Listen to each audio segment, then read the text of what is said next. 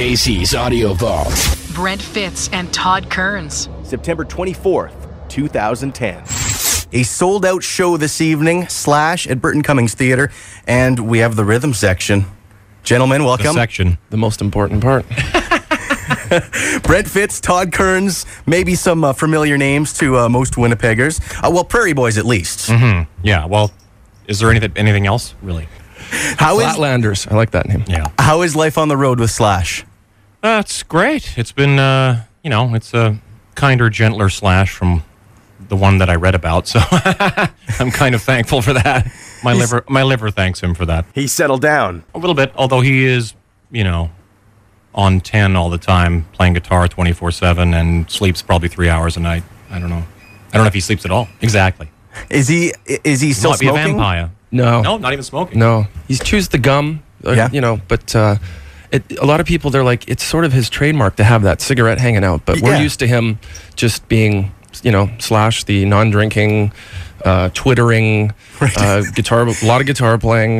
He needs to do something with his hand. So if he's not smoking, then he's on Twitter. When I first started jamming with him, I thought something's weird, something's not right. It was like, he's not smoking. That's what it is. Well, because I saw that rumor, and I was like, that can't be right. Well, like you said, I can't imagine him without a cigarette in his mouth. May as well take the top hat off. Yeah.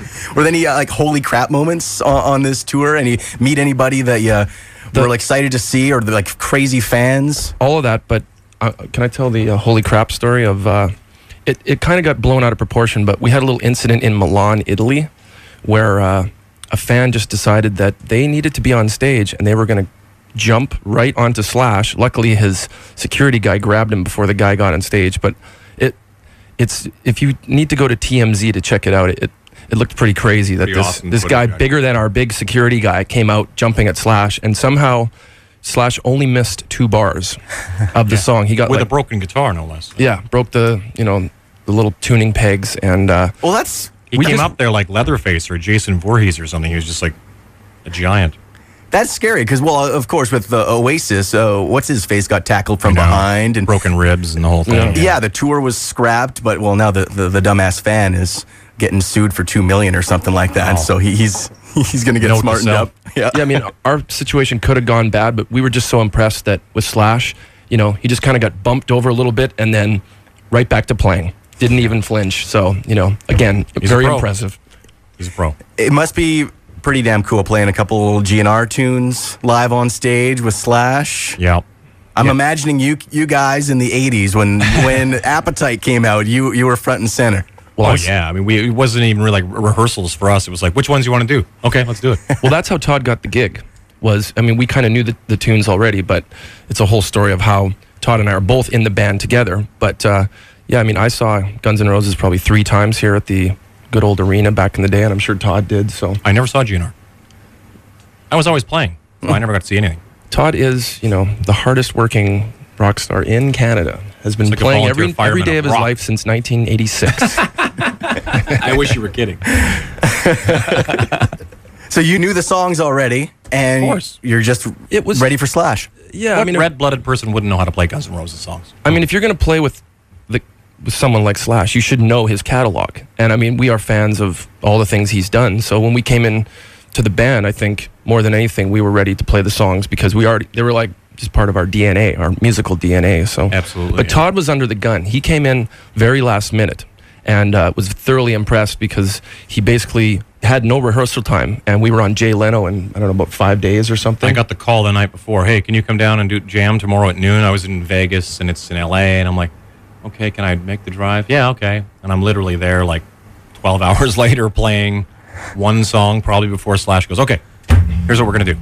Well, even better is that Todd was still obligated the next night in Las Vegas. So he's, in L.A., and that's right, Slash had proceeded to decide that Todd's in my band now, and went. He twittered it before we left the building. Twittered it before, so everyone was like, "Do you have something to tell us? Are you in a new band?" Uh-oh. I was like, apparently I got the gig. So I imagine maybe Paradise City, Sweet Child of Mine tonight. Absolutely. Have to play those. There's a Okay. couple Those would really be cool no-brainers. ones that Dude, you're giving away all this. You're giving away all this. I don't want to give it all away. Those are the obvious ones, but there's a couple really cool ones that we've been playing a little bit more recently, and we actually changed the setup quite a bit. The catalog's really extensive now on stage. It's actually, I was trying to do the math on it, but it's gotten really broad. Both Snake Pit records are covered.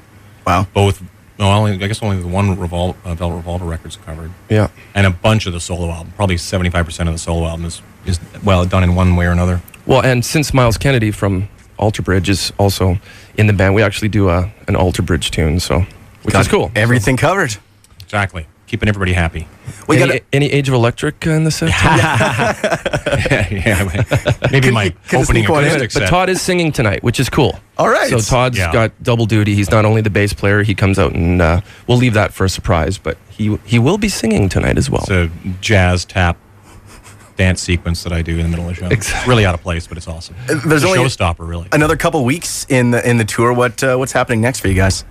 Is it back to Las Vegas? Well, I think Slash wants to work on some stuff idea-wise, maybe some new tunes. Yeah. It's kind of up to him, but we've been talking about maybe going to LA and, there'll be a little break because Miles is going to go do some Alter Bridge gigs. But, I mean, we're happy to do whatever, it'd be nice to have a little break because we've been going since March, I guess. Yeah, it's been... We've been all over the world. I mean, a couple weeks ago we've been in the States, we've been in Australia, we've been in Europe and Japan, and... Yeah. And now Winnipeg. Yes. Now something a little bit more familiar. Exactly. Did you get Slash some Tim Hortons today? No, I haven't yet, but we'll turn him on to it. He's slowly coming around. I think he's familiar with poutine. He's familiar with, the one thing we can't get him to be into yet is Rush. But we're working on it. We are working on that. It's one thing that he hasn't grasped yet. Yeah, he doesn't understand Rush at all. Yeah. Do you have any inside scoop on the whole Velvet Revolver, singer search, that kind of thing? Behind the scenes? Honestly, I wouldn't say he's really tight-lipped about it as much as he just doesn't really know either. He's kind of going by, with whatever feels right. I think he's going to try and take the next couple months and see what happens. In the meantime, he's sort of pseudo-making plans for whatever he wants to do as far as, another solo album or whatever that ends up being, whatever project that ends up being. So I don't know. I mean, that's kind of up in the air. Guys like Slash and Duff, they don't have to do anything if they don't want to, so... Well, that was the rumors. Dave Navarro was saying that the reason Duff was, I guess part of the reason why he was leaving Jane's Addiction is because he's starting to think about what's going to happen with the next Velvet Revolver album. So fueling rumors more and more. Exactly. If we knew anything, trust me, we'd be talking about it. You going to throw your hat in the ring again? Way back when, you were a name. This lineup, actually, to be honest, even Miles in this lineup isn't necessarily in the running as far as Velvet Revolver because this lineup we feel is kind of like is this thing, and I think it's going to move on in whatever fashion to the next step. So if we're talking about recording something anyway. Okay. Seeing where we go from there, very loosely. We're dating. We're not seeing one another. Right. Going steady, maybe? Yeah, I'm not picking out China patterns just yet. Well, guys, I appreciate you coming in. Brent Fitz, Todd Kerns from Slash's band, sold out show this evening. You getting some time to see some family and friends? You just got like sound checks in an hour and a half or something like that. Yeah, I think tonight will be like hi to everybody, and we leave tonight, unfortunately, so we're off to Saskatoon. So Saskatoon tomorrow is another homecoming. Yeah, for me. More for you. So actually, the whole country is like that all the way across. So it's fantastic. Thank you again for coming in. I think maybe we better do Sweet Child of Mine. Of course. This is the Power Drive, Winnipeg's best rock, Power 97. All the interviews you want on iTunes and at power97.com. Casey's Audio Vault. Casey Norman is Power 97's music director and can be heard every weekday from 2 till 6 in Winnipeg, Manitoba, Canada. Power 97 is Winnipeg's best rock.